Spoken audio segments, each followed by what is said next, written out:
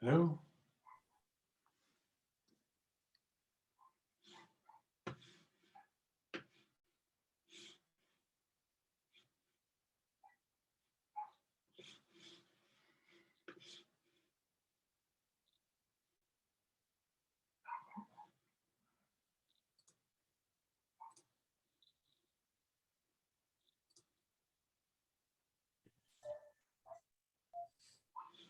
Hello? Hello. How you doing? Good. How are you? I'm doing fine. Andrew, how you doing? Hi, Terry. Doing well. All right. We have some other folks. Hi. I can't hear you. Hello. Hello.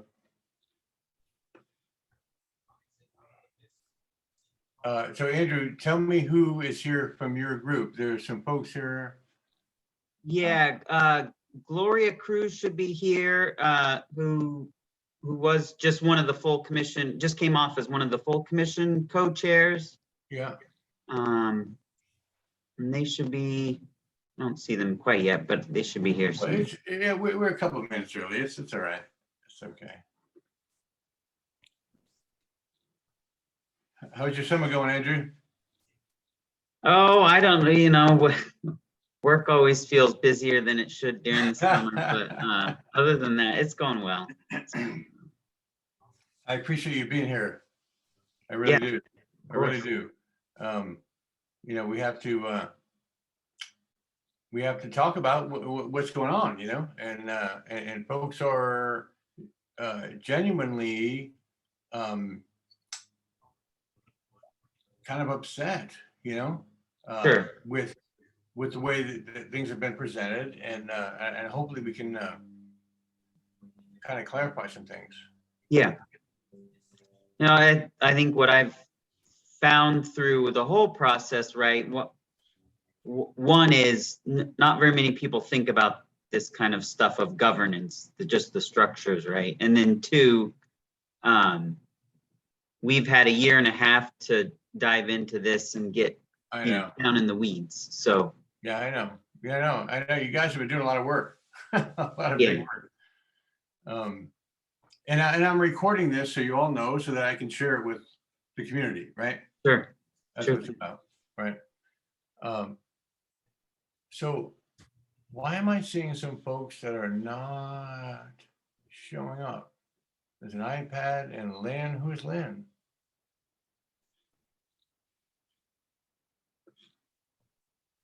And there's some folks that are not, their speakers are. I want to ask everyone to unmute because I want to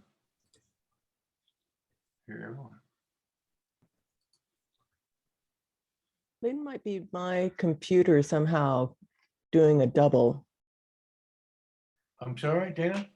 I say that Lynn might be my computer doing a double somehow. Oh, well, why would that be? Ask the computer gods. That seems very strange. Very odd. Very strange. I'm going to add Gloria to unmute.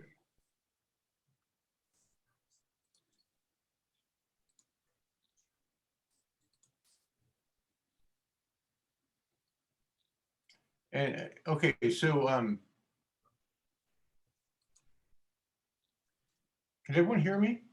Yeah. Yep. Okay. We'll have some other folks joining us. People are coming in, they get up at work and they'll be joining us. So Andrew, I'm going to ask you to please, are there any other folks on here from your commission? No, it would just be Gloria and myself. Oh, so Gloria and yourself. Yes. Okay. So I'm gonna ask you, because I'm recording this for the community, I'm gonna ask you a couple questions, and hopefully you can answer for me. And so the big question is, and I've heard this from folks in the community, why did you all? Well, I have a couple of questions. I'm going to start with this one. Why did you all decide to put everything bundled together in one ballot proposal? Please answer that. Sure, and I think some of this goes back to, so there's multiple parts, of course, but I think first and foremost, what stands out for me is the polling we received when we polled the categories of what we're looking to amend, right? And so I just want to bring up, if I can I, if I can, and we don't have to do it right now, Terry, but if I can Oh, no, share I'll share with you. Hang on. Multiple participants can share. So it's up to you. and I'm just gonna throw up the slides, which I can't find. Okay.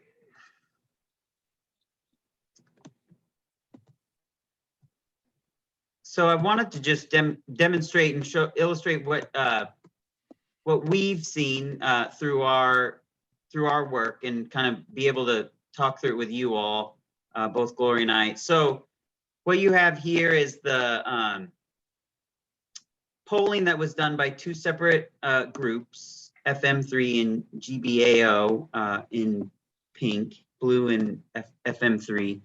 And so I'm sorry, Andrew, who are those folks? I don't know them. they're local polling folks that commonly do polling for all sorts of different candidate races, to ballot measure titles, things of that nature. So political polling.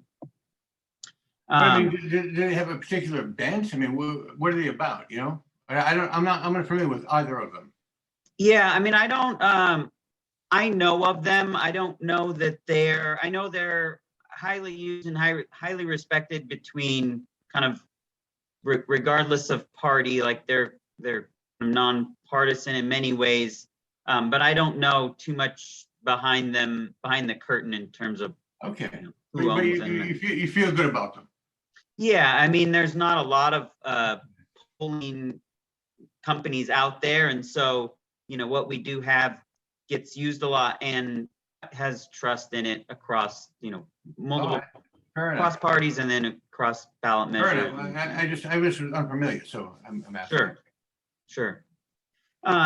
So each of the categories were polled individually, and so you see that in the blue we have the 3 categories, and then just the 2 categories were polled by GBAO research. And so you can get a sense of how each of the 3 topics polled together or as individual. And then when we're talking about ballot measures in terms of a political kind of what is expected from a go or no go on a ballot measure, you want to be somewhere at or above or close to or above 60% is ideal when in your polling, and then you stand a higher likelihood of that ballot measure passing. And then I'll just. And did you think, as a body, that if you extracted one or more of the elements, right? Because we have the new governance, right? We have the ranked choice voting, right? And a couple other things. But did you think that if you separated all those out, they wouldn't pass? Well, yeah, and I'll maybe get to that here in a second. Just wanted to cover this slide, which shows form of government by itself, and then the whole package of reforms together. And with the whole package, we get close to, oh, I'm sorry. Yeah, so we get close to the 60%. And so I think that was really critical. So that was one piece. And I'll stop sharing Yeah, here. no, actually, can you leave it up? Okay. Yeah, sorry. Yeah, if you leave it up and then start back, I'll kind of fill in a few things about the slides. So go back to the first one if you wouldn't mind. And I think.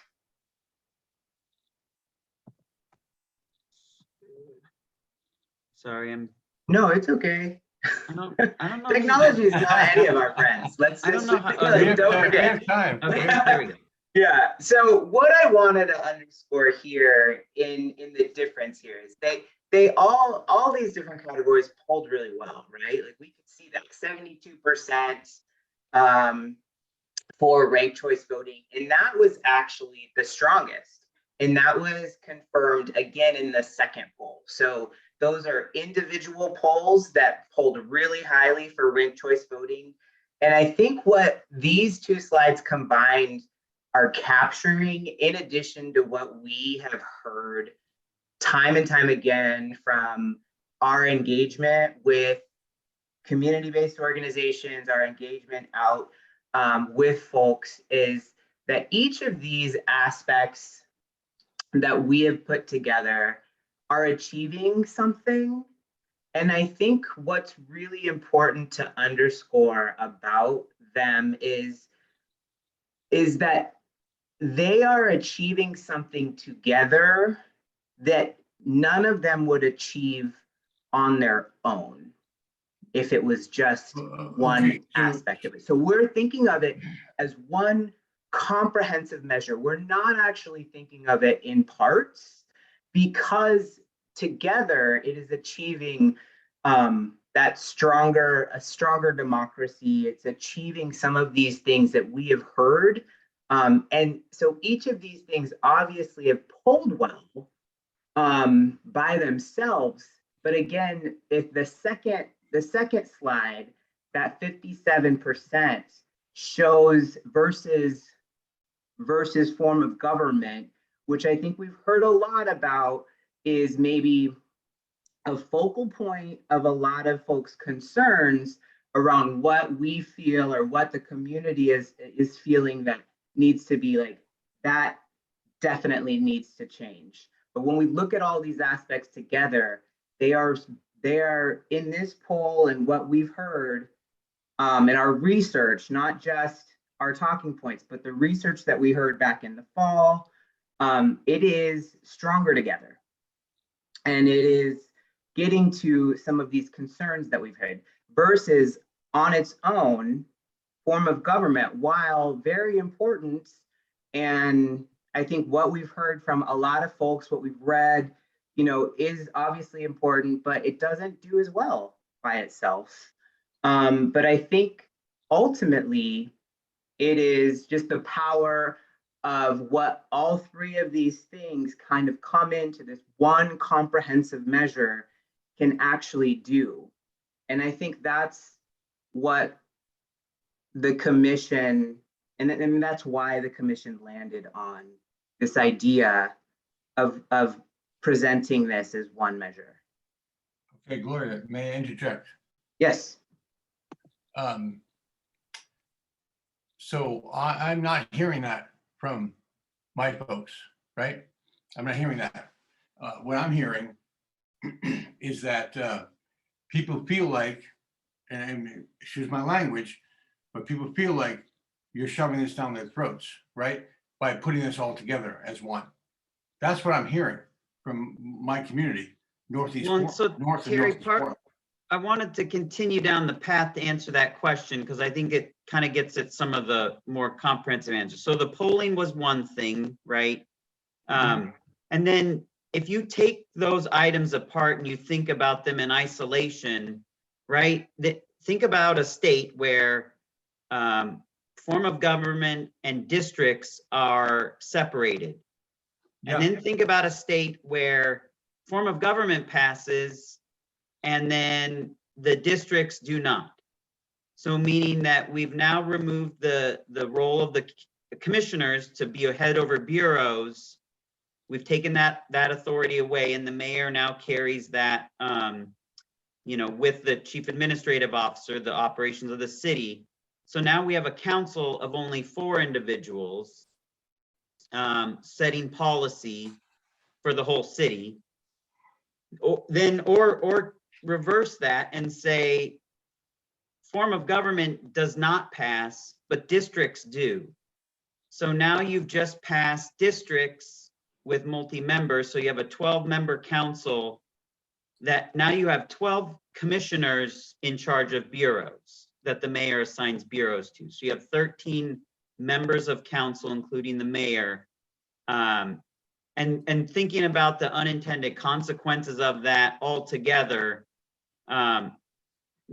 really starts to put into play, how would you go about that? And then, also on the voting end, if say the ranked choice voting and districts pass in form of government didn't, then, or if ranked choice voting did not pass and districts did pass, or how does voting work in those scenarios? So I think back to Gloria's point of the package supporting the outcome that community through our process, as we've heard, provided with comments, written comments, oral comments, and other, align with our shared outcomes that I think we've shared with you in the first presentation we did, where we have the 6 outcomes we're looking for community to achieve.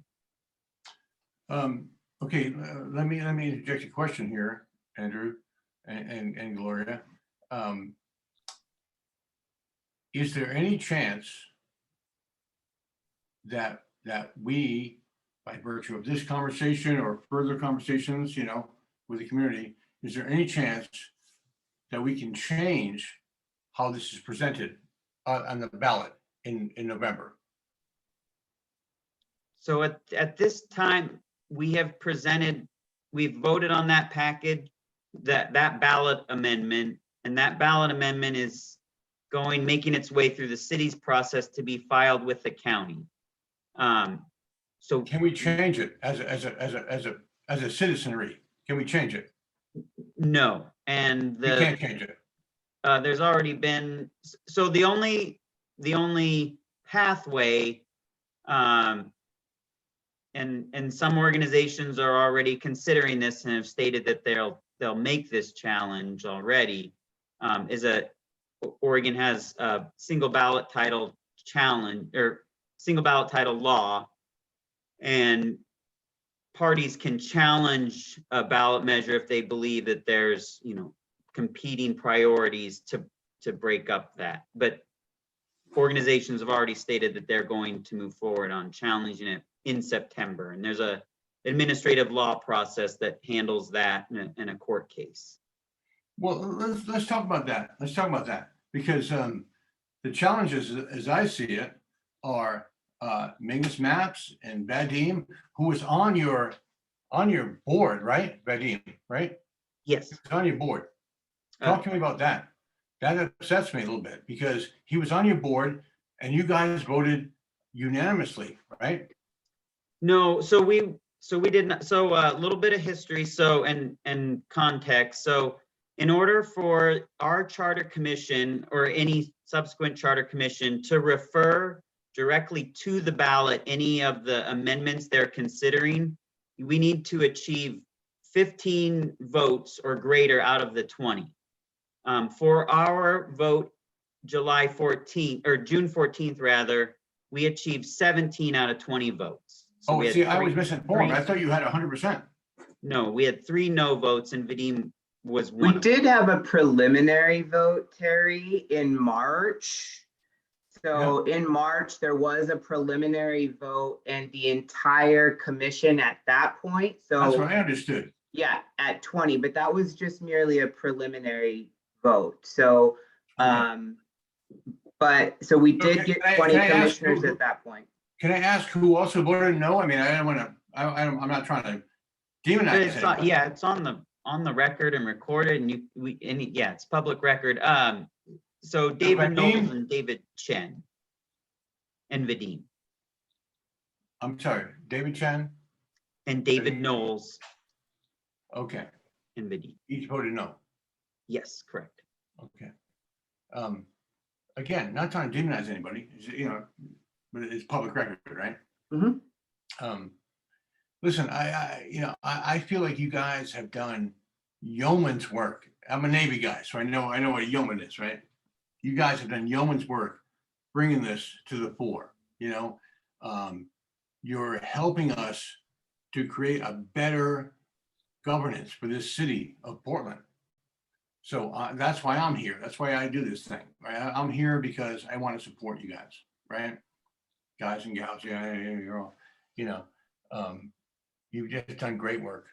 And so, you know, I guess I wonder, how do you feel about Mingus and Vadim and Wheeler at all, Well, right? I Coming will against just, you.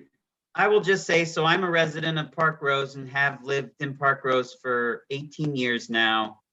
And I grew up in the metro area, and so I'm from here, right? I'm a product of this region, and I care deeply about, especially Parkrose, being in East Portland, and me coming on to this commission and doing this work was for us in East Portland and especially Parkrose. And no elected, no other fellow commissioner, whatever, can take that away from me and my work and what has guided me. And so I did not do this work for the approval or the acknowledgement of elected officials. And I, quite frankly, am not as concerned about their opinion as I am the opinion of the fellow citizens across Portland. And so if we're looking to a council for approval on something that this commission has done independently of any electeds, then I think there's something wrong with our process and our governance across this, you know, work that we're doing. So I just, for myself, I'm not as concerned about the opinions of electeds. Well, I may depart from you in that regard, because they carry some weight, don't they? They carry weight, but I don't believe that we're talking about a governance change that will remove their power and authority to run bureaus, right? And change the dynamic of council from getting into operations and being focused solely on policy. And so, if you think of that from a competitive advantage and, you know, collection of power, we're changing the power dynamic, right? And so, Well, I hope we are. I won't try to speak for them, but I'm just saying that that dynamic exists regardless. I hope we're changing. I want to hear, I see some other faces here, lovely people, you know. I want to hear from Gloria. I want to hear from Dana. I want to hear from Lauren. I want to hear from Diana, who's my dear friend from the. Yeah. I'm just Dana? catching up, so I'm an observer right now. Dana, you have a question? Yeah, I have two questions. The first question is, come September, if the ruling goes against the ballot measure as it's written, then does it completely disappear and all the work goes poof and there's nothing to vote on? Yeah, so if the ballot title is challenged and it said that, you know, there's some number other than one, then the ballot would be broken up into whatever that number the court decides. Okay, so there's still a chance, if that ruling is against how it's written now, the ballot would still appear on the November vote. Yes. Okay, understood. Two, Mingus Maps is saying that he can create this change in 2023.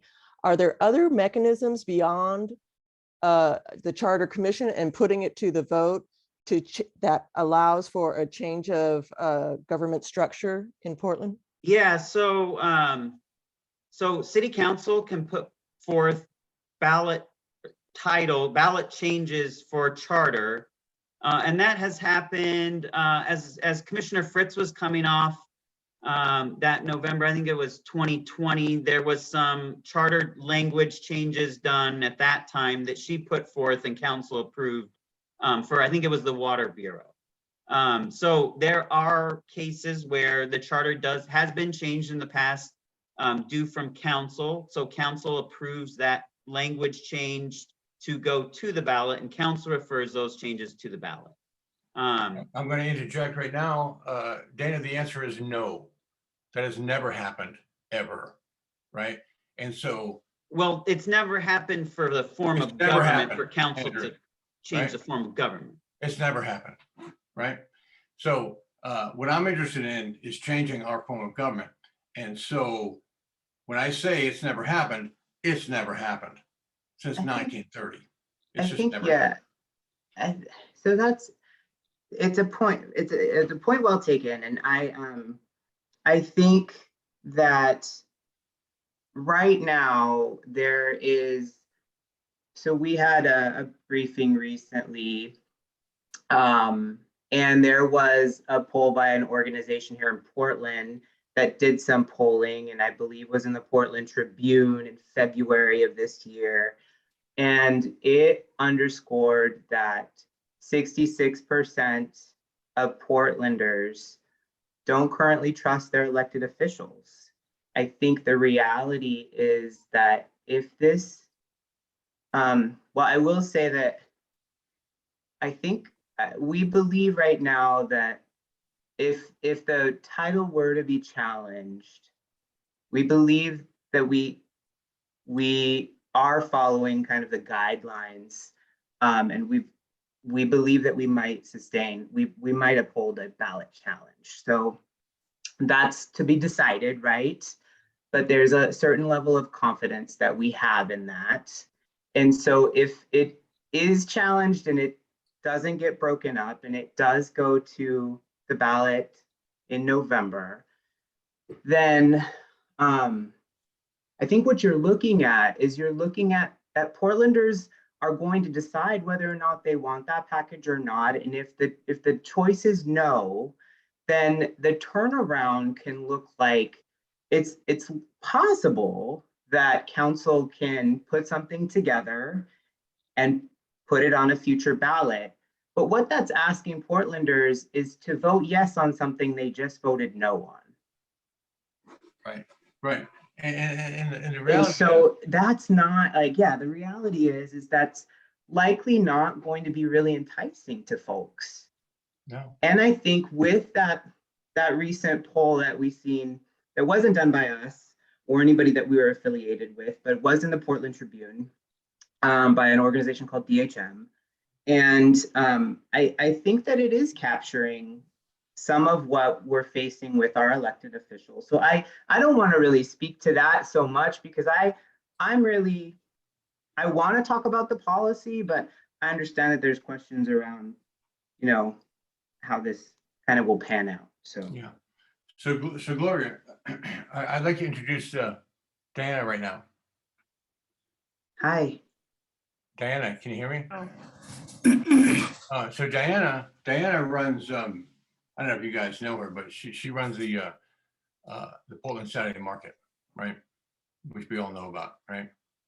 And you recently, Diana, have, unfortunately had a murder down there, a terrible situation, right? And some things that have not been great. But what I want you to talk about right now is, how do you see the governance of Portland, and how do you think that this commission proposal will be good for Portland? Just answer that. Well, I'm going to say it in very layman's terms, mainly because I come from California and Texas, respectively, both. And this is the first time I've ever seen the type of government that we have. So I am quite the novice in learning how it's all run, and then of course how it the majority of people that I've run into wants it to run. I am on a lot of the city meetings on a weekly basis, list different Old Town meetings, cultural meetings, everything. And it is a consensus that it needs to change. There obviously, being an Old Town, the phrase that we keep using in our press conferences and whatnot is the city has no plan. Everybody is desperate right now to find a city that has a plan. And that in most people's minds that I run into down there means that it is a change of government. It is a change of a system, because the system is stuck. And what we've experienced is, the city's basically packed their bags and left. Yes, we did get a new DA down there, but we'll see what happens. As far as everything else is, they said we're up to our own, it's up to us. to And Diana, happen, but I don't know you about know, government change on there. you live down there day to day. I've seen you on the news. You live down there on the street, right? Yeah, You're down there, right? I literally step over people to get into my office. Right. And today it was, or last week, there was some guy who had, I can't even, you guys wouldn't even believe the stories that I have from a daily basis. I would believe it. I would believe it. I run the Parkrose marketplace, right? So, and if you all forgive my language right now, we do 1 weekend a month, right? You guys are Portland Saturday market, so you're every Saturday, right? I do one weekend a month, and I go out there, and if I'm not rousting tweakers who are sleeping on my lots or the street, right? I'm picking up needles, heroin needles. I'm picking up, please forgive me, tampons, Trojans, 9mm shells, right? Every Saturday morning. That's what I do. I sweep them up, and so, and I'm sure, Diana, you have that sort of a reality as well, down there, downtown. Daily. And, Right. I don't want to see it coming up to our neighborhood where we live. I've contemplated moving out of this neighborhood just because I need a reprieve from what I deal with downtown. And I am seeing it up here. I see new prostitution right here in front of my house. I see the drug dealing that's lined up in the cars here on my street. I see the needles. I see last night, 3:30, I was woken to, 6-10 gunshots again. And, they need to have a plan. And Right. everybody that I speak to, they So, know. They need to do I'm going to try to circle this. I don't mean to be a bully, but I want to circle this back around to this discussion we're having, right? And that is that we need this new proposal because, listen, I didn't want 3 reps per district. I wanted 10 districts, 1 rep per. That's what I wanted. But guess what? I don't get everything I want, right? I don't get to make the rules, So if we're going to have 4 districts and 3 reps each, at least they're going to be elected from our districts, right? So they're going to be our people, right? Andrew, right? Come on. Yeah, I'm wondering if maybe Dana's question, and then I think it might be helpful if perhaps myself and Gloria go through kind of the what and the why of what drew us to these. Please. But Dana, Stand down. please, if you have a question. Sure, and curious about the what and the why.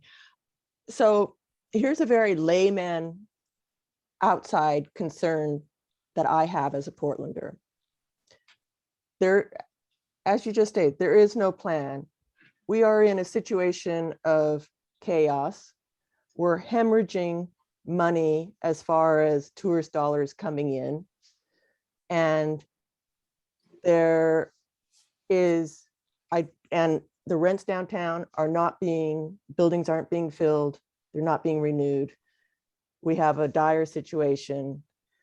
So I, as a layperson, look and say, okay, when I hear Mingus Maps go, no other city has ever tried to do something as big as this all at once, I think, oh my God, is this too much chaos? Will this create even more chaos on the chaos that already exists?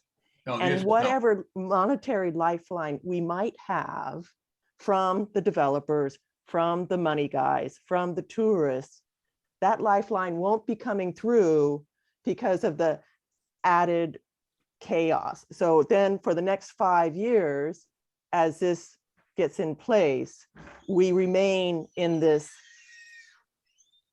utter chaos. Yeah, I mean, I'll just, this kind of, I think, goes into some of the logic. I can't speak to calm fears of change, and kind of go through the scenarios of what ifs, right? We could be on here for hours. But what I will say is, when I have thought about the work, so I was one of the co-chairs of the form of government subcommittee. So we did about 6-9 months worth of work in that committee. And what drew me to the form of government we chose, and then the other parts that we're considering, is wanting to think about how do we create a structure, right? A structure is only good as, I want to highlight, a structure is only as good as the people elected into the structure.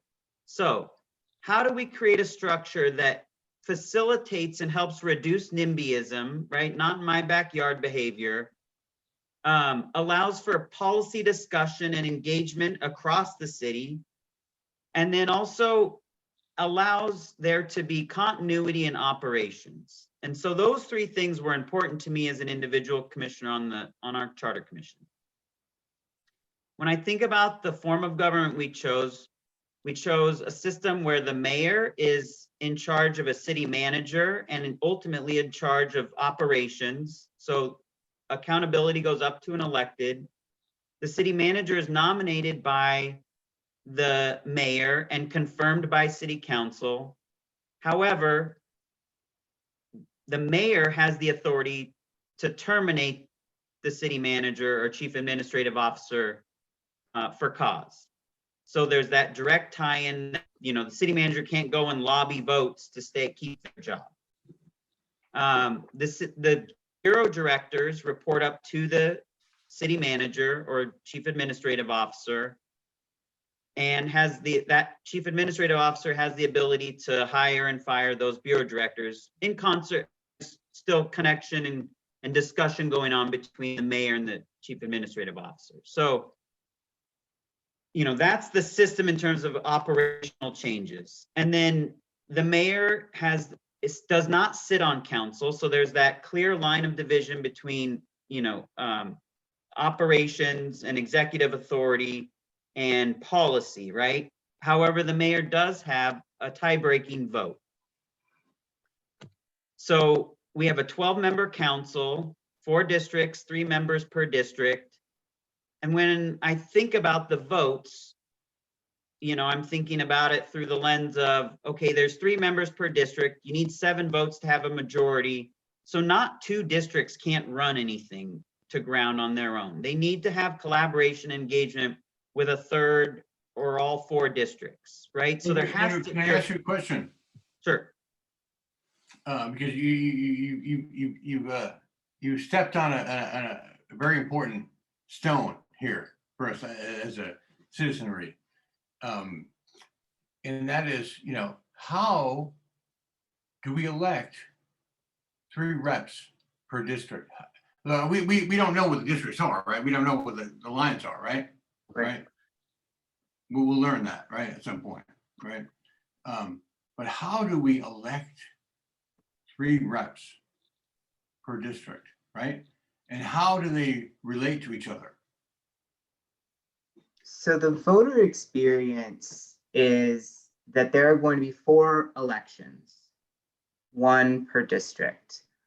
And so when you're looking at your ballot through this reform, should it pass, you're going to be ranking the candidates and you're going to be choosing your ranking. Okay, well, okay, hang on. Let me answer a question there, Gloria. So, so if we're gonna be electing 3, so we might have what, 8, 10, 12? No, I mean, how many people are running? We don't know, right? How many people are running? Is that Yeah, what- per district. was that We have no idea, right? right? Could be 10 or dozen. Could be. Yeah, but we're gonna elect 3. Correct. Okay. All right. It seems So complicated. within the voting system, we've removed the primary. So there's no primary. And the basis of that was, how do you incite the most voter participation?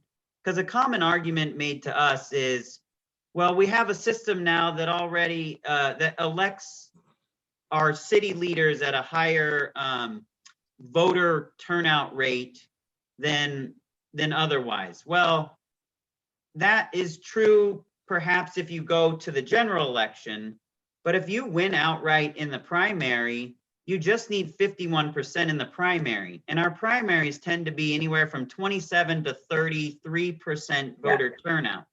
So presumably you're only getting 51% of the 30% that voted in that, right? So you're getting roughly 15% of registered voters that voted for that candidate. So I just want to highlight that our system today is flawed in terms of voter participation and engagement. And then we've broken it up into the mayor being elected into the year where there's a presidential election, and then the auditor being elected in a midterm year. And then 2 districts would go with each of those election cycles as well. So you would have 2 districts going with the mayor, and most likely those would be the districts with the lowest historical voter turnout by geographic area. And then the other remaining 2 districts would go with the auditor in that midterm election year. Yeah, you're right.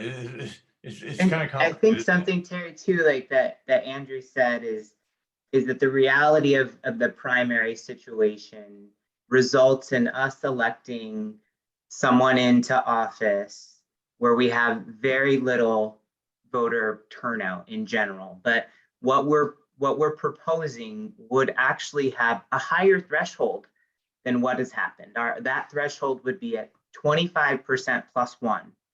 So it's higher than what historically in Portland the primary has resulted in. No, you know, I agree with what you guys have done. And I've said to all the people I've talked to that I will never let perfect be the enemy of good, right? Because what you guys have done is good. You know what I mean, it's not what I would have wanted, but it's good, you know? And I want to ask you a question, Gloria, but I also want to ask Oren, because you've been quiet this whole time. Come on now. I'm just catching up here. This is my first time. I'm just All flying right, the wall all right right. now. But I want to ask a question. I want you to think about, you know, what you might want to say, right? But I'm going to ask a question. Gloria and Andrew, you know, I guess I wonder, you know,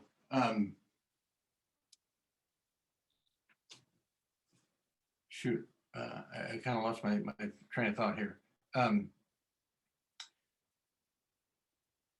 Oh, okay. All right. So I guess I wonder, you know, how do we, when we think about 3 reps, right, per district, right? And this is a fear and a concern, and you can call me crazy, but I'm just telling you, this is what I hear from people, right? That, oh, well, okay, so the BIPOC people are going to have their folks, and the LGBTQ people are going to have their folk, and you know, whatever, the white guys are going to have their folk, and so we're all going to run to our favorite parent, right? So speak to me about that. You know what I'm saying? Speak to me about that. So my personal take on that is, I just fundamentally believe that's the wrong way to look at it, where you're somehow picking and choosing. You think about it But is it not reasonable? Is that not the reality of human nature? To go to the person you look like, perhaps. Yeah. But Oh, yeah. well, I've grown up in a situation where that was not my luxury, right? And so I truly believe that if you care about your district and you care about the kind of what is going on in your district, I would want to build coalition with all three of my representatives in order to be the most powerful voice for my How do we district. do that though, Andrew? How do we do that? How do we make sure that happens? Well, and this is getting to the personal accountability of each of us as citizens.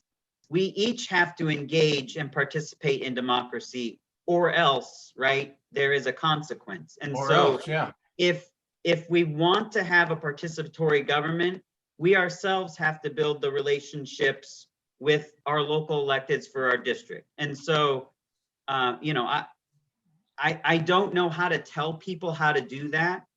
The clearest vision that I can see or analogy I can make is on federal issues. When you care deeply about federal issues, who do you tend to send your letters to, your emails to, or make phone calls to?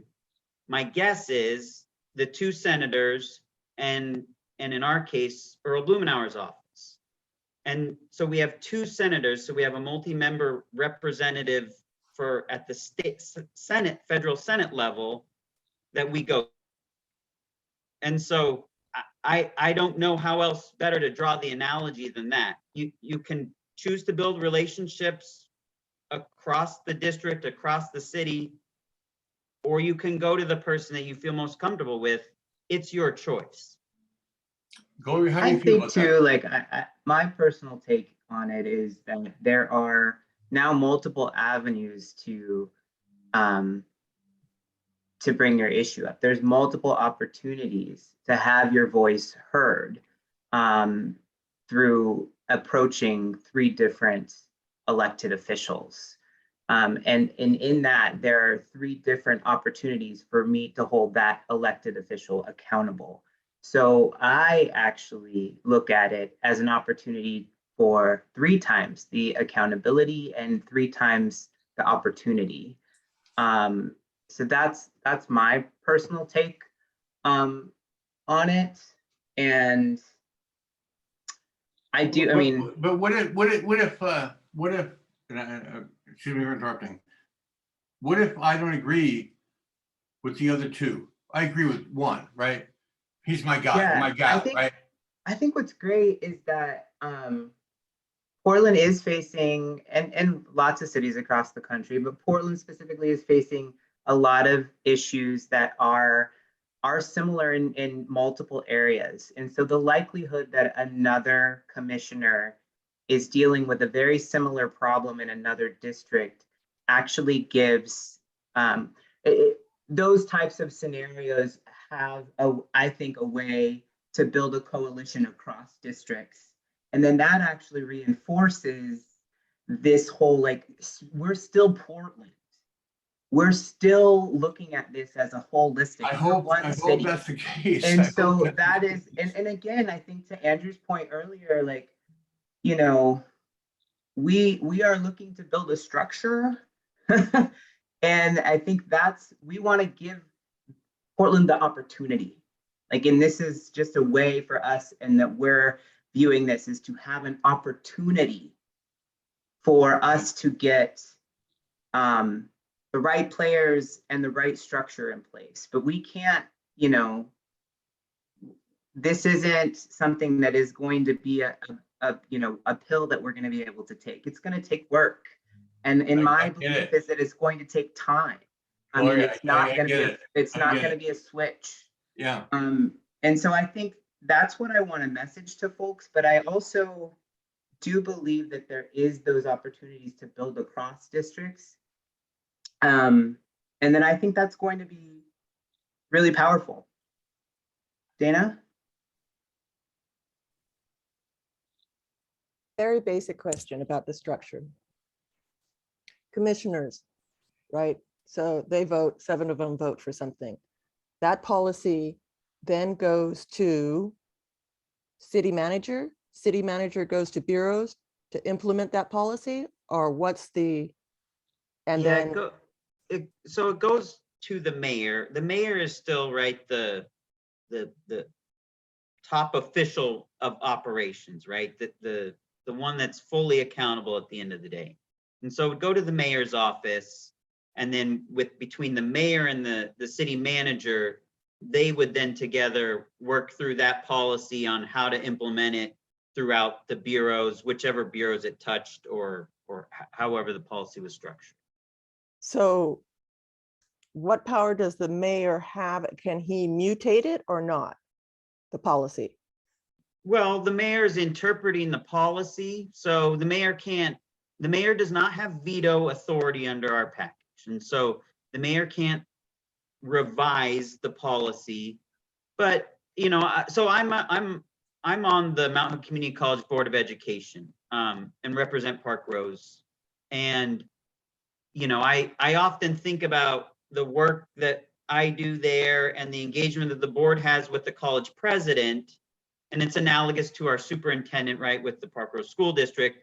So, right, the superintendent or the college president has the ability to take the policy, interpret it, and implement it the way they see fit. Now, that may be in conflict with the policy intent of the policymakers, and then there's a back and forth that needs to be had around, the intent of the policy, and is it not following the intent correctly as the board or city council is drawn out. But it's that, right, and this gets back to the notion of governance, right? Governance, the governance body in this case is city council. And so city council would need to be engaged, asking questions, getting report outs, right, on metrics for whatever the policy is, in order to understand, is that the way that council intended for that policy? Oren, Yeah, what you got to say, brother? I'm just listening in right now, Terry. I'm just You got I'm nothing to catching up. say? You got nothing to say? I'm just catching up. I'm enjoying this. All right. Thank you, though. Diana, Give him the chance. Diana. I want to know what you have to say about what you think our city governance should be. How should we vote for this?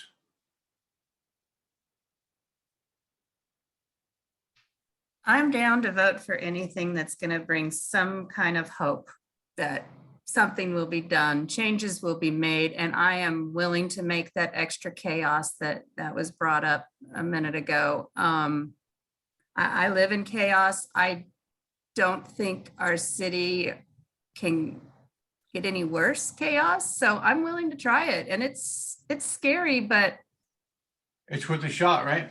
it's worth a shot. It's worth a shot. That's what I say. It's worth a shot. Diana, you're not alone. And I'm telling you, these guys, Andrew and Gloria and the rest of their crew have done, again, yeoman's work putting this together.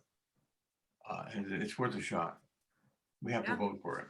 I'd vote for it. Everybody I talk to around town is ready to vote for it. I don't know anybody really who, and maybe they just don't voice their opinion to me, but, and we definitely don't get political at work because we're an artist community, but that could get ugly. But, yeah, I would say 90% would be ready to vote for change. And they probably wouldn't even listen to what it is. That's how bad it is. And, people are just feeling cornered right now by all of basically the crime and mental health. And I mean, everything that the city is struggling with. So yeah, I'm going to vote for it. Dana, what do you think about it? What do you think? I can't hear you. You're muted. I'm muted? No, Dana. Dana, Yeah. About another question, just real quick, about campaigning. So how does now the information get out about what you've done to Portland citizens? And what I'm getting at is, so I've heard this has come across, this is what the Charter Commission has decided upon, and then I've heard that there's Portland Business Alliance, there's, Commissioner Maps, there's the mayor, who've all started kind of pushing against it. So in any campaign, you need forces. So is the Charter Commission able to campaign for it? And who on the yes side, who is campaigning, and how does the average Portland citizen learn about this? Yeah, it's That's a such a good, great. good Thank you. question, or good questions. So, let's see. So as charter commissioners, we can, well, as charter commissioners, we're not employees, but we're government representatives as part of being a commissioner. But as private citizens, we can engage in any campaign as we so choose. So, for instance, so we're at this weird stage where we've made our vote and referred our package, but it hasn't yet been filed with the state. And so until it gets filed with the state, we are not subject to any kind of violation of campaign rules. So we're in this weird limbo state, but we could come, so say in September after it gets referred, Terry invites some of us back, we talk, and Terry could introduce us as, these are members of the Charter Commission. But then when we start talking, we can't talk as Charter Commissioners Hang on, advocating Andrew. for our package. It's not in danger, right? It's not in danger, is it? How do you mean? Well, I mean, is it in danger of not coming to ballot? No, I'm just saying, for us as individuals, we can't say, oh, I'm Charter Commissioner Spear, and I'm here to tell you how amazing and that you need to vote for this. And you should vote for. You should vote. I can't do Yes, that. we can. I can say, I'm Andrew Spear and I live in Parkrose, and yes, I was on am on the Charter Commission, but I'm speaking to you as Parkrose citizen. And So for the can you campaign. say that ever? Can you ever say that? Can you ever say? I can talk about, as a private citizen, I can talk about the campaign and the yes campaign for the ballot measure, yes. Well, you know what's We just have funny to be about really that? clear, Terry, about what hat we're wearing and when. And right now, there's a specific timeline that we're kind of in the middle. Like, so after September, we do need to be really clear about how we show up and what vantage point we're speaking from, and then speak accordingly. So as a commissioner after September, I can talk to you about the process that we went through. I could talk to you about how we came to our decision and how we believe it, like just talk about our reforms, so educating, but I can't say, I believe that you should vote, right? X. But you know what's funny about that? What's funny about that, Gloria, is that Mingus and Vadim and Ted can all say we're against it, right? They can all talk out loud being against it, right? I'm not here, again, Terry, I'm not here to worry about them and what they do. And I know it's not your job. I know it's not your job. If someone wants to put an ethics complaint against them, they can. But for me, it's just noise. But to Dana's other questions around the campaign, so there is a campaign that has kicked off, and a group has shown their support. There's some big groups, namely ones people most hear about is City Club, and Gloria, I don't even remember the other. The Women's League. Women's League, and then the Coalition for Communities of Color under their nonprofit, right? So under their PAC arm, they have a PAC that's running the campaign right now, and they've just kicked off. I think 2 weeks ago was their first campaign kickoff, and it's in its infancy. I think, right, you all are engaged folks and kind of ahead of the curve. Campaigns don't get really hot and heavy until, right, about September, about the time when Been the ballot later, yeah. measure gets referred. Oh, yeah, we're on it. We're on it. You're way ahead of the curve. Of course, yeah. But I just want to say too, I don't want this campaign, personally, I don't want this campaign to be about fear as much as we spent a lot of time in the form of government committee talking about accountability. And before we went into committee work as a whole commission, talking about accountability, we heard from bureau directors during our interviews with them that accountability is just non-existent when it comes to city policy and coordination. And so accountability has been our consistent drumbeat from day, within first 3 months of us forming. And so, people can say what they want. They can say that, oh, there's a lot of people of color on the charter commission, and oh, there's a lot of, left-leaning millennials, whatever you want to title us as. But I will just say our intent is to create a structure where there's accountability and a continuity for operations. And so, I think it was Dana asking about like the how of how policy gets put through. So policy gets decided and voted on by the city council and then implemented by the mayor and city manager. And so the operational side is the accountability going up to an elected official and the mayor. The policy making and constituent engagement has the accountability with the 3 reps per district. And so we're really trying to create, again, a structure that's centered on accountability, access for us as individual citizenry to come and engage with our representatives. 3, hopefully all 3, right? Hopefully all build relationships with all 3. And then being able to have vision for strategy. I've thought about it. You should be able to go from the mayor's office under our structure that we're proposing and pull a string down through all the different levels of government down to the field line water worker in your neighborhood doing work on your street. And, there should be some continuity of that work. Well, let's talk about that, Andrew. Talk about that. And Gloria, talk about that with me right now. I have heard that our 3 electeds from our district will have an office in our district. Is that true? That's the intent, yes. That's the intent. That's the intent, or is that true? It's the intent. We, the charter Make it is true. Just make it true.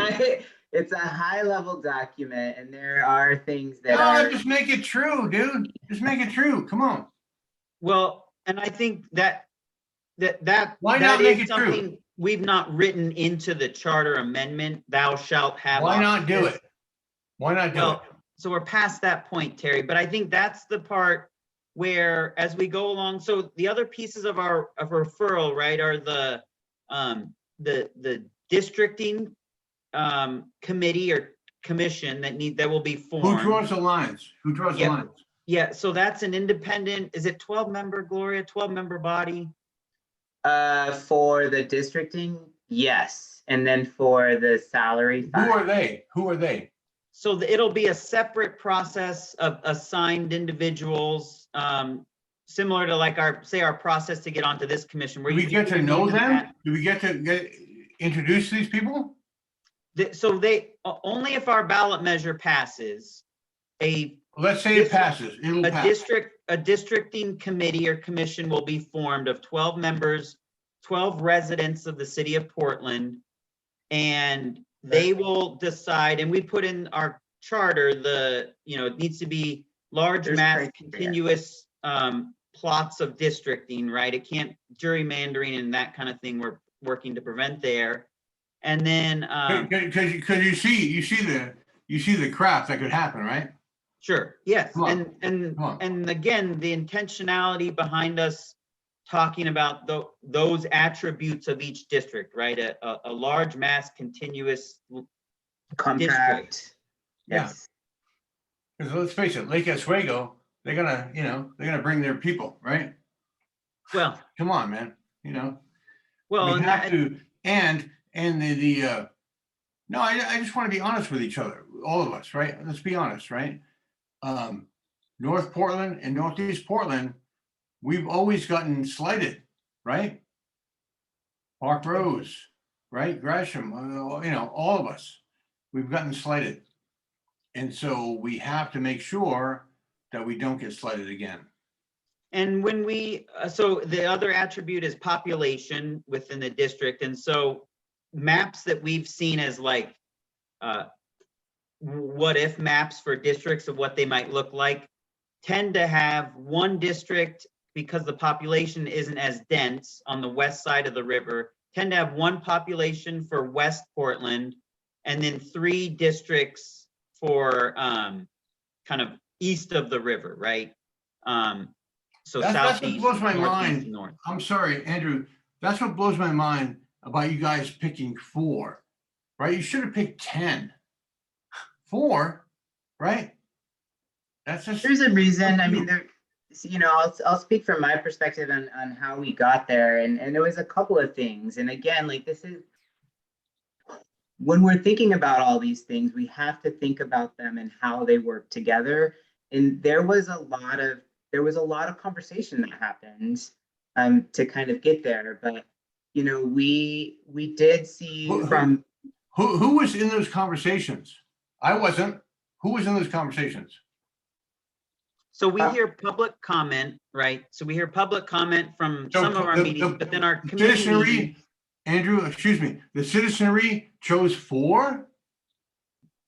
no, That- what no, Lori's he didn't, describing he didn't. is our committee work that recommended our proposal out of committee. So us as individual commissioners within the committees. Can we see the proposal somewhere? Like with the maps and everything? So So the there are map- maps. Yeah, there are maps. There right now we have proposed that there would be an independent districting commission. And so the maps that we used in research were just generated maps that worked in many different, so we saw multiple different maps Are you together. And telling this me, is- Gloria, are you telling me that we, as a citizenry, we can't change this at all? This is done? This is, No, well, so Terry, I think you're fast forwarding ahead. I think all we said in the charter amendment that we have in this package is if it is passed, there will be a districting commission formed that will decide the exact lines and the exact who's on that sizes of commission? each Who's district. on that commission? That'll be I a wanna be on that wholly commission.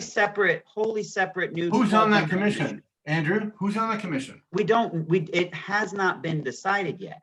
How many people? 12 members will be on that commission. Do I get to if- be if one? passed. You can apply, yes. I will apply.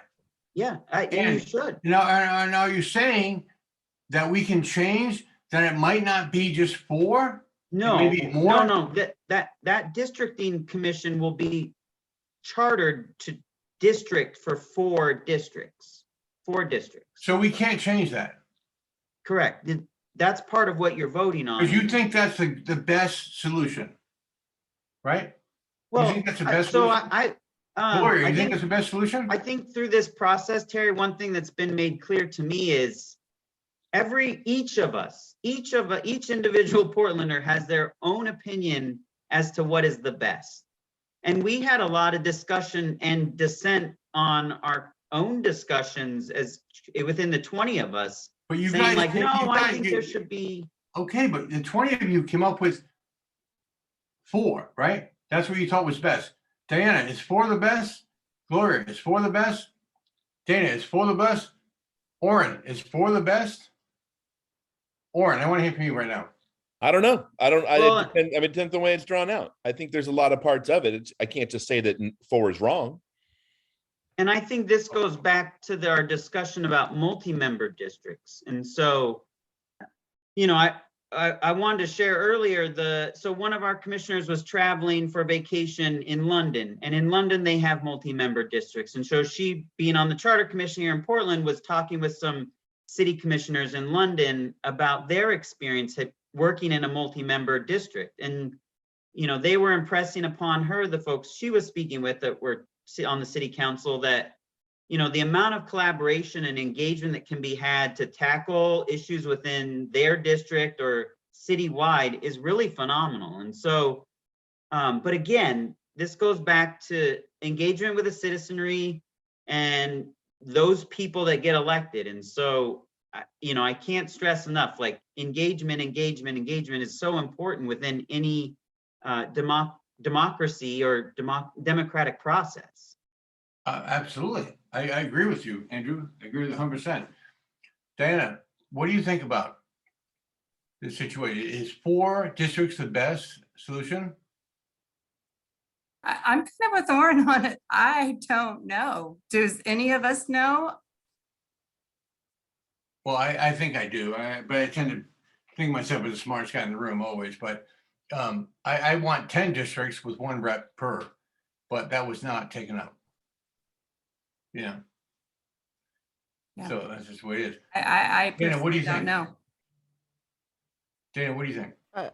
My question is on this independent districting council, right?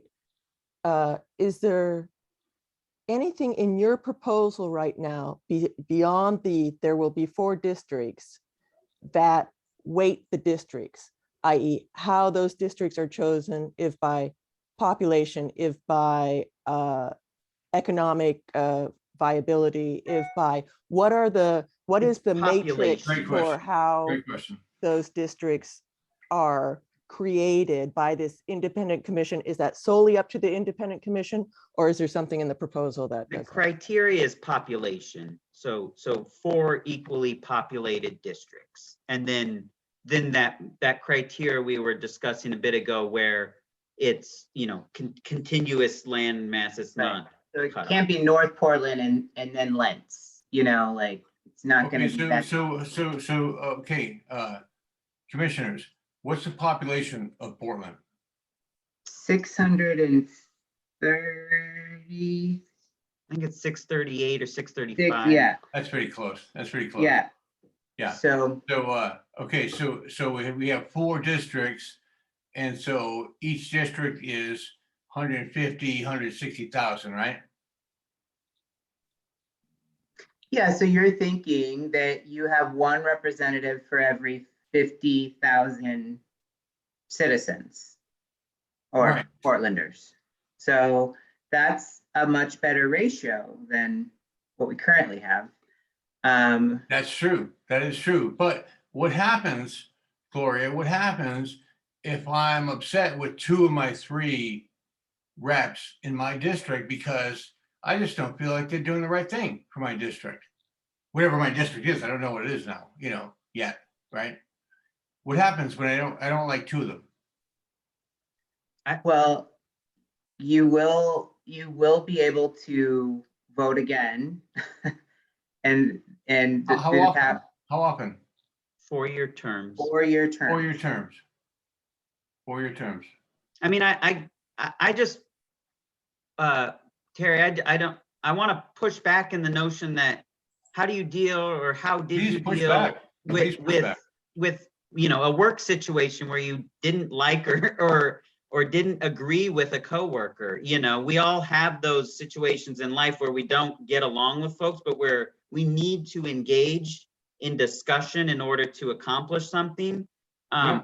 I will just say I enjoy talking with people that don't agree with me, because I think it expands both our I agree with you. perspectives if we engage in dialogue. And so I agree with you. one can sit back and say, well, they didn't do what I wanted, and so they're not good to me. But if we also didn't engage in discussion with them, then that's also on us as individual citizens.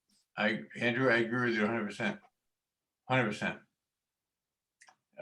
No, I agree with you 100% because, and that makes me, because I just started a nonprofit here.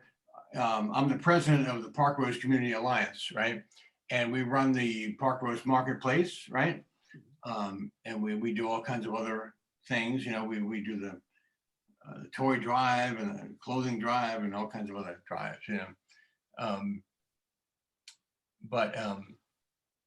so I agree with you 100% that we have to be engaged with each other, you know, and so I, you know, my question is, and I'm not sure how this works.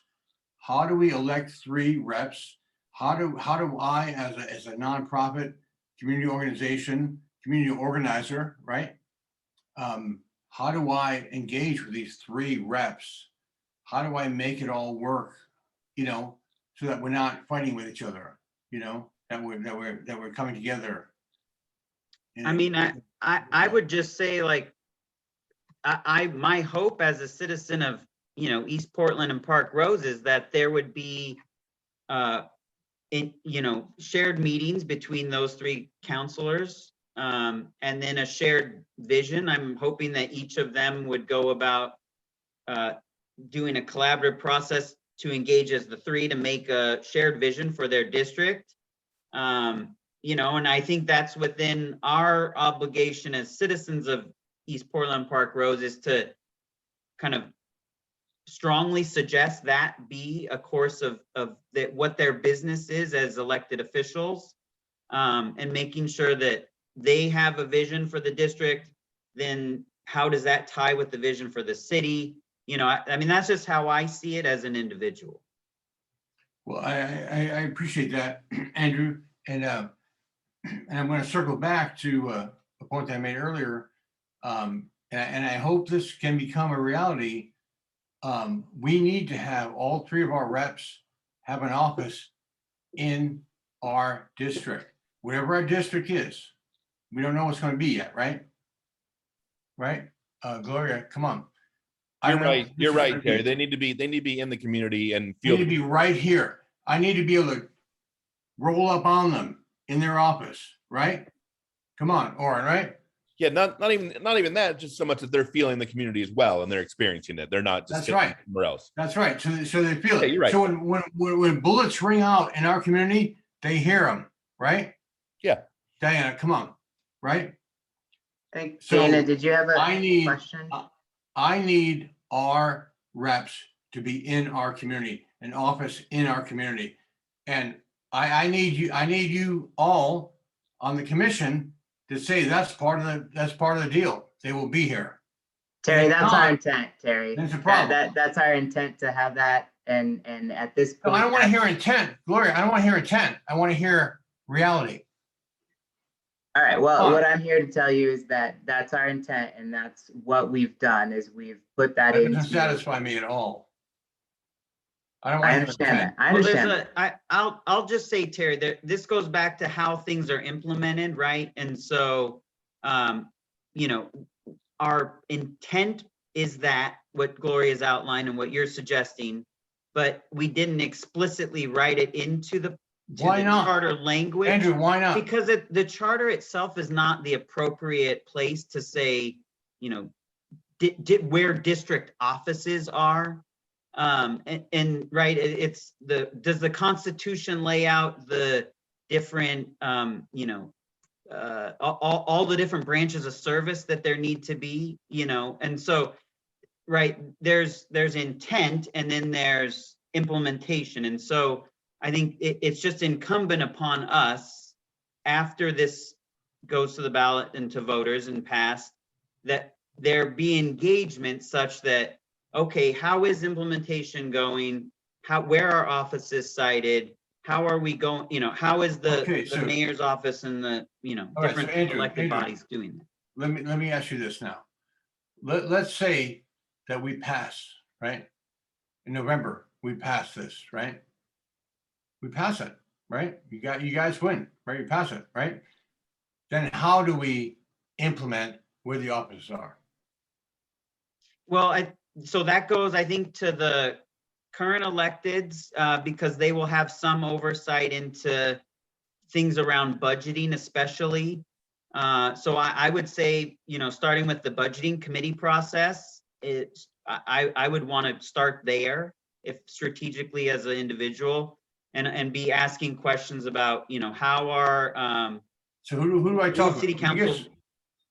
Do I talk about Vegas? No, I would start with the finance committee. There's a whole other finance committee What's that process. person's name? It's not a person, it's a body of individuals that do a citizenry finance oversight Who do I committee. call? Andrew, who do I call? I can't give you a name right now, Terry, but we can look that up and we can Please do, find that. please do. But- Terry, can we make I- some spaces for Dana and Diana? I would love to just hear their questions Yeah, yeah. and just expand the conversation a little bit. I feel like maybe Dana had your hand up first. Actually, Diana did, so I'll let her. Okay, great. I'm almost forgot what I was gonna say. I think my question more is for Terry. I mean, I'm gonna speak a little bit. Terry is not angry with you. He just trying to understand and get somewhere and get answers. And when we have somebody on the line that actually knows where to find the answers, that's where it comes from. So I know it can get frustrating. And you know, when you don't have the answers, and a lot of this is preliminary, I understand that as well, you know, because it's just now coming down the line. And like you said, a lot more information comes later. And forgive me, I'm just trying to understand also, Terry, as far as your frustration is because, and correct me if I'm wrong, is it because it's just 4 districts that's being proposed and you feel that Parkrose is going to get lost in that mix? Because Yes, our Northeast is so huge, yes, we always get lost in the mix? yes, Kind of where the frustration lies. yes. If they want their offices in the district, say we're District 4, I mean, that might be all the way down, you know, on the other side of Lloyd Center or something, you know, it's. Yeah, it's terrible. Diana, It it's doesn't terrible. matter if it's in our district or not at that point. Well, no, it does. It does matter. Point. It does matter. Well, it You- does if it's there, but there, I mean, if it's in the district, but they're not gonna know, you know, one thing from another in Parkrose, they're not gonna care. And that's Well, you know, sad, and that's where we this should have is- had this is 12 why- different this is- districts or whatever. Is it that, can it ever be ratified that it's not 4 district? I mean, I know you it's been put forth, as Yeah. 4, but could it at some point, you know, Terry puts together a petition or whatever and says, it needs to be 10. Can that be voted It on should again? be 10. 10. it should be 10. There could be, so the city's current charter has written in it that every 10 years, a charter commission will be formed of 20 individuals to look at the city's charter and propose amendments. And so that's Every what we're in 10 the years. process now. So, Andrew, but every that- 10 years. so presumably some other charter commission down the road could take that up if they so chose. Yeah, but I mean. I mean, additionally, I think that 10 there years? is- Yeah, so 10 years. there is. 10 years. Come on. You know, when we're thinking about all these pieces together and how they're one package, and we think about 4 districts, you know, for some commissioners were really, you know, had a line around what they wanted as far as how many representatives they wanted. And that looked like, for a lot of us, I mean, for me specifically, I'll speak for me. I knew that I wanted 3.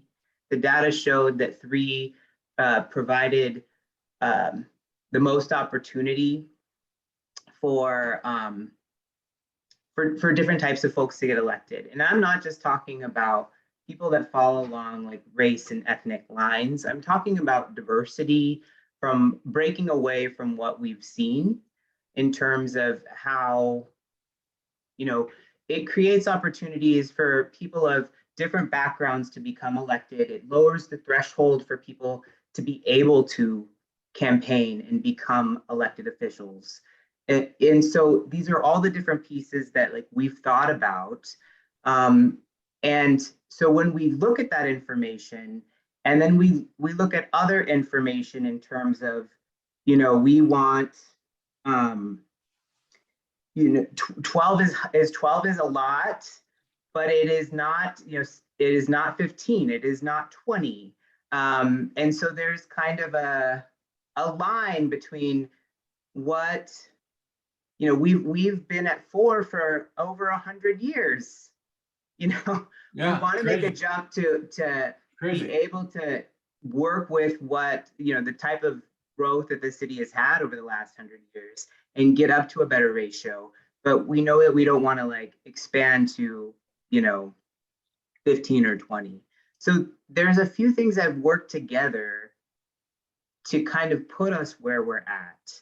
And so I know for sure that 3 looked like, based on, the things that I felt like I wanted and what we kind of talked about and heard from community. But I do think that creating more opportunity for people to be elected, creating multiple, like they're closer to the issues, they're closer, they're working in their district, they're understanding those issues. That's where we landed. And so 4 was just the math, right? for me personally. You know But what, Gloria, I disagree with you vehemently, right? 4 is not anything. 4 is not anything, why isn't it 10? Why isn't it 10?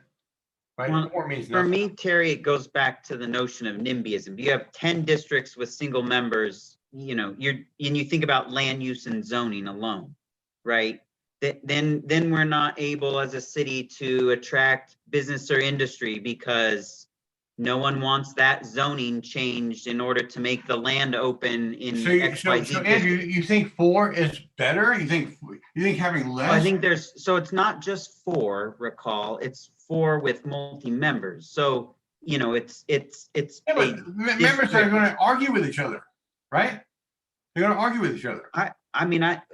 We had 20 on our commission and we were able to go through a very complex set of issues and topics and got to 17. So That's cool. I That's just great. saying, I That's think great. it really matters on talking about to our candidates and saying, what is your vision for collaboration and navigating challenging discussions?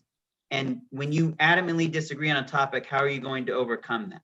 Like, I think that's a very And valid question. To ask okay, anything. I asked that question to you. How are we going to overcome that? How do we do it? For me, How it do we just do it? starts by engaging. It goes back to that notion you said earlier where, well, what if 2 commissioners or 2 council members aren't doing what I like? Well, Yeah. if I'm that 3rd council member, I want to create dialogue and engagement with their staff, them as individuals, as a level setting starting place. There's no fancy answer to that other than creating dialogue in spaces like this to talk things out. Look, Andrew and Gloria, I agree that we can do this. We can do this together.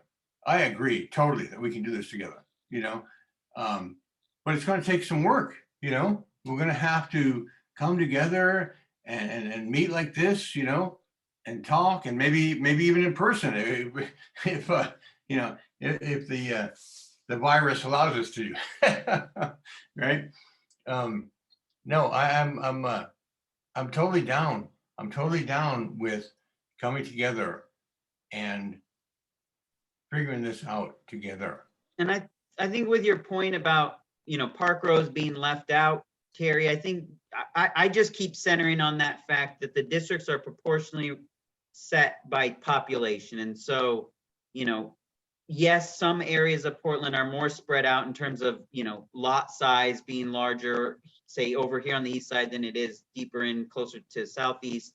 But also like that there will be some outcomes where Parkrose is still within a geographic area that you're not going to have a district offices down in Lloyd Center. You'll have them, say at 82nd perhaps, or 102nd. Well, all I'm saying is, in so much as you guys and your commission have any say in it, please get our reps to be located in our district, right? Come on, that's the only thing that matters to us. We want to be able to call them up, drive up to their doors, right? Email them, right? One hands on. Yeah, One hands on. right. I want to be able to take someone by the neck Lauren, come So on. that's not gonna get them close to you. I wouldn't actually do that. Gently, I hope. Dana, did you have a kind of final wrap up? question? Yeah. Yeah. It's 7:30, so we have to wrap up. And So thank you all. another structure question Yeah, go ahead. is, Go ahead. who- Dana. who controls the money? How does the budget get approved? So right now, bureaus submit their budget and the council votes on it. So under this new structure, how do the yearly budgets get approved? We got Yeah, 2 the- minutes. So that same process where the, bureaus will be making their own proposal, and bureau directors will then give their annual budget to the city manager, and then the city manager and mayor will create a comprehensive budget proposal that will then go to the council. And then council will have the opportunity to, weigh in. They are the final budget deciders, and so they'll be able to make amendments and take input. And then we've also had discussion about, well, should there be a kind of advisory committee, a citizenry advisory committee as part of that process too. I'm saying yes. There should be. Well, thank you very much, both of you, for being here and answering Yeah, all the questions. yeah. It's very much appreciated. Oh, Very much. Gloria and Andrew, thank you so much. Oren, Dana, Thank you, Terry. so much. Yeah, nice to meet Okay. you all. Thank Thank you. you. It's good to be with you. We'll talk. Thanks for again organizing soon. this, Terry. Yeah, We'll you we'll take talk care. again soon, okay? We'll talk again. Thank you. All right. Take And I'll- care. And I'll post this. I'm gonna post this. All righty. All Thanks, right. Gloria. Thank you so much.